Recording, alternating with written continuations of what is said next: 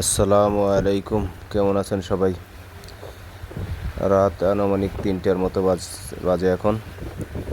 প্রচুর পরিমাণ বাতাস হইতেছে। সবাই দোয়া করবেন আল্লাহ যেন রহমতের বৃষ্টি দান করে, যাতে আমাদের উপকার রহে, এমন বৃষ্টি দান করে আল্লাহ তাআলা। আলহামদুলিল্লাহ, প্রচুর পরিমাণ বাতাস হইতেছে।